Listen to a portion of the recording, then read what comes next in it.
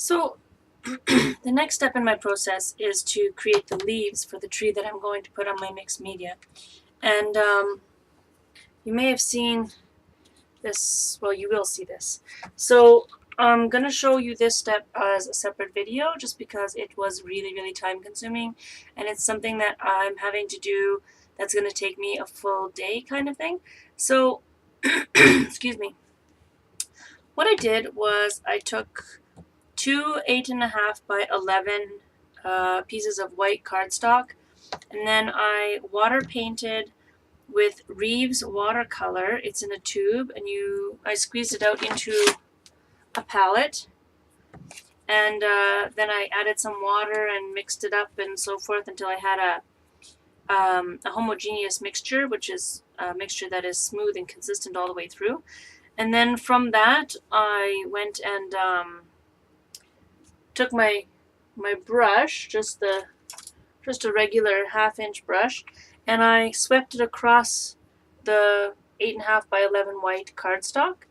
And then I let it dry for a day. So I used two colors. I used one page with sap green of Reeves watercolor. Sorry, I'm having trouble with my throat today. Come on, focus.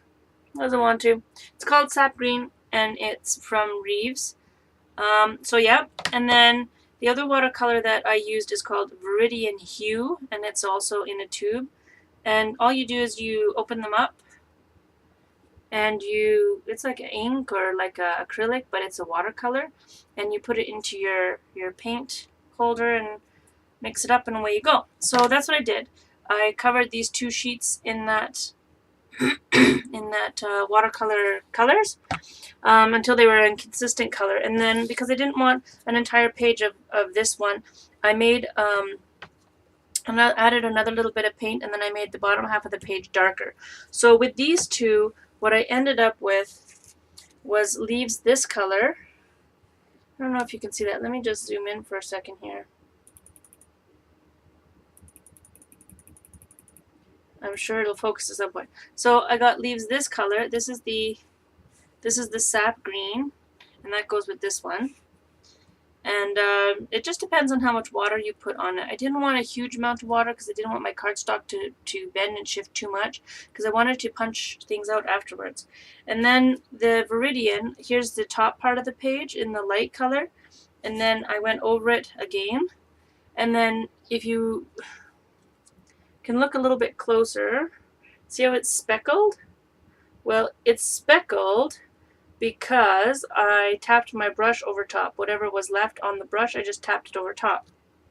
So I've got these two colors of leaves from this one, and this color of leaf from this one. Now, in this video, I know that these look extremely blue, like ocean blue, but they're actually more of a greenish blue, more of an aqua kind of color, and this is more leaning a little bit towards like a really light, shiny olive kind of color.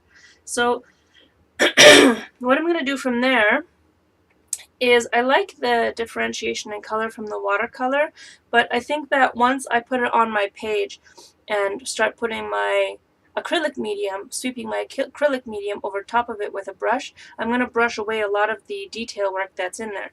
So what I'm going to do is essentially add more color. So for the green, I'm going to be adding Old Olive ink in just a sweep to give it a little bit of shadow and texture. And I'm just going to do that with just a sponge dauber, little finger sponge dauber, and a Stampin' Up! Old Olive ink pad.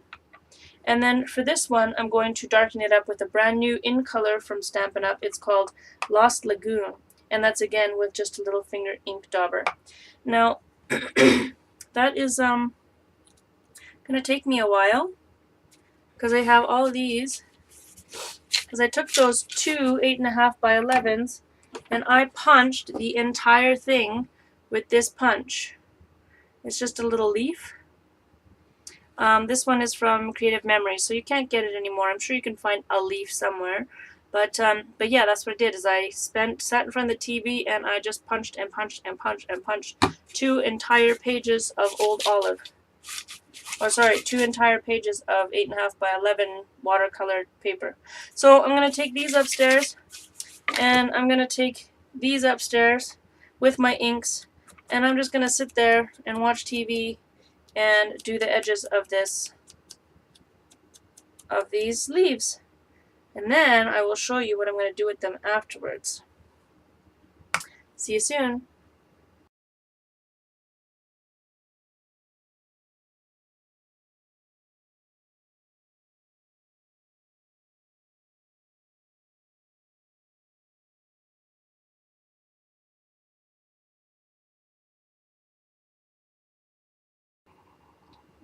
Okay, so I just wanted to show you real quick what I'm doing next. So you saw that I told you about how I watercolored paper and with the 2 different colors of watercolor, and then I punched out all these leaves, and then I was going to ink the edges with my ink, and that is what I did. So now I'm going to go onto the blue ones. Let's see here. See how I ink the edges on this? Okay, so now that the edges are inked and I have a little bit of depth, it still doesn't quite look like a leaf because it has no veins on it. And the other issue that I'm going to end up having when I stick it to my multimedia canvas is that this is all water-based paint and water-based ink. So when I take my brush and put it into my mat, which is an acrylic base, and I run this across, what I'm going to end up with is streaking all of that water-based off. And it's going to create a new texture all its own, but it's also going to move this product. And I don't want the product to move. I put it on there, I spent the time doing it, you know, it was hours of TV watching, but it's not really, you know, if I wasn't watching TV at the same time, it wouldn't have taken me hours to do this part of the project, but I did watch 3 shows while I was inking these, so it was kind of an excuse to stay up late. But there it is. So the solution to the problems that I was having is to take the lid of my matte medium, which is, it's basically just a gel medium, the same that I was using on my canvas, and then I take the leaves with a pair of tweezers and I put it on, and then I push it down so that it creates a texture on there on the leaf. See? Sorry, the light is kind of crappy. Some of the overhead lights in my workspace are out, so I kind of have to be careful of how I get you to see this. But so you see it kind of creates like a leafy, veiny texture to it, and then I just set it on my mat to dry. Now, some of them, depending on the amount of ink that I have on the product, some of them are doing, where am I here?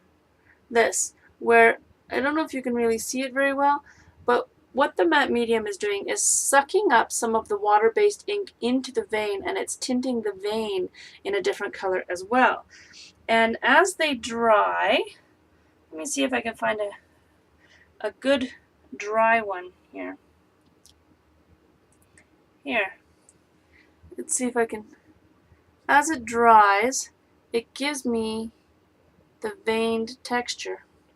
It's not doing very good. I'm not very good at this. But I don't know if you can really see it, but you can kind of see it's a little bit veined in there, and it actually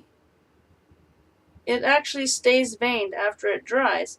So not only am I protecting the water-based ink and paint that I've done, I'm creating a texture all on its own. And the texture doesn't come from dipping it. The texture comes from dipping or pushing it down to the base of the lid. So if I just take this and, you know, grab some of this and dip it in, I've got a lot of texture on there. I've got a lot of lines and it's going to create a lot of texture. Or I can like scrape it off, but that will move the paint and it'll create, you know, streaks on it. So what I've been doing is laying it flat. Sorry, I'm running out of space here. Laying it flat and pushing it down, and then the suction of it of pulling it back up is what creates the texture on the leaf. And then I'll let those dry. So once they dry, I'm going to take them, and this is kind of a sneak peek here, I'm going to put them on this multimedia canvas as kind of a tree. Like up in this corner, I'm going to put all the leaves of the tree. So I want this to be 3D. I want it to be textured. I want it to be like felt. So I want it to have depth and everything like that, and it'll be layers and layers of leaves, so just like a tree. So what this does is this allows me to go through and create texture within each component of this piece, of this multimedia piece. So I'll just do a few more for you just so you can kind of see. I know this is white and it's really hard to see on because of shine back, but I'm just going to push it in and pick it up, and it'll coat them and it'll protect them, and when I go and brush my brush strokes over them to adhere them and to create a cohesive long-term piece, it will keep them safe, kind of, so to speak. So that's what I'm going to do. I've already done the green with darker, I've already done the green with olive, and now I'm going to do the blue, kind of the bluish green, the aqua kind of colored ones. This looks really blue on the screen, I'm sorry. They're not really that blue. They're more green than blue, kind of an aqua color, but yeah, so that's all I'm doing. I'm going to finish these up. I'm going to let them dry overnight, and then tomorrow I will be adhering them to my mixed media project. So hopefully I post these videos in the right order. So this is kind of a teaser, so to speak. If you want to see what the next project looks like, stay tuned. Thanks for joining me on Lizzie's Workshop.